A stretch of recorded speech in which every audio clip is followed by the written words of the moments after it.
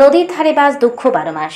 গঙ্গা ভাঙন যেন রাতের ঘুম কেড়ে নিয়েছে কবলিত এলাকার মানুষদের। কারোর বাড়িঘর ভেসে গিয়েছে, কারোর বিঘা বিঘা জমি ভেসে গিয়েছে। সকলের বুকে এখন শুধুই আর্তনাদের সুর। উৎসবের আগেও যেন চোখে কান্নার জল। বৃষ্টি যেন আর থামতেই চাইছে না। মুর্শিদাবাদ জেলা বুদ্ধিজীবী মঞ্চের ত্রাণ বিতরণ।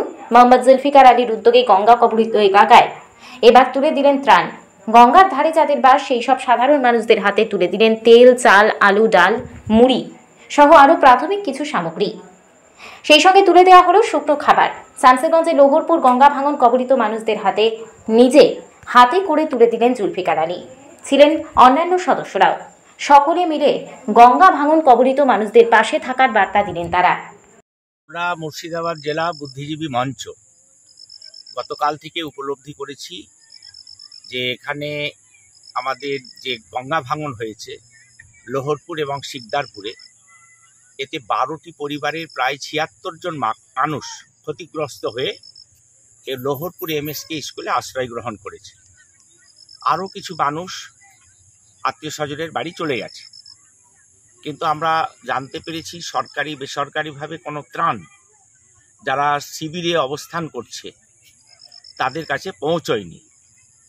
তো সাময়িক ব্যবস্থা হিসেবে তড়িঘড়ি ব্যবস্থা করেছি আমরা বুদ্ধিজীবী মঞ্চের পক্ষ থেকে মুর্শিদাবাদ জেলা।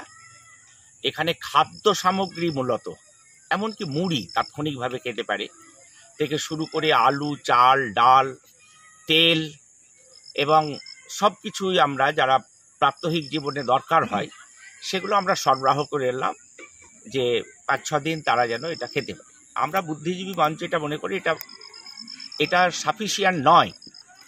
সরকার, বিশেষ করে বিডিও দপ্তর, জেলা দপ্তর এবং সরকার বিভিন্ন তাদের যে ত্রাণ আছে, সরকারি ত্রাণ, সেটা আসুক।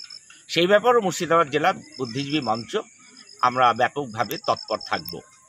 সাধারণ মানুষ ব্যাপকভাবে ক্ষতিগ্রস্ত হয়েছে, হোমলেস হয়েছে, হেল্পলেস হয়েছে, ল্যান্ডলেস হয়েছে এবং মানুষের মধ্যে একটা প্যানিক তৈরি হয়েছে।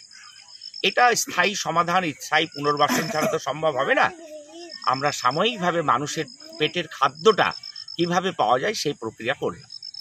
আমার সাথে এসেছে মুর্শিদাবাদ জেলা বুদ্ধিজীবী মঞ্চের সেক্রেটারি গুলজার হোসেন, আর আমি মোহাম্মদ জুলফিকার আলী, বুদ্ধিজীবী মঞ্চের মুর্শিদাবাদ জেলা বুদ্ধিজীবী মঞ্চের সভাপতি। খুব তাৎক্ষণিকভাবে আমাদের মেম্বারদের কাছ থেকে কিছু কালেকশন করে এই ত্রাণ শিবিরে আমরা আজকে গঙ্গা ভাঙনে যারা ক্ষতিগ্রস্ত মানুষদের কাছে আমরা খাদ্য সামগ্রী পৌঁছে দিলাম।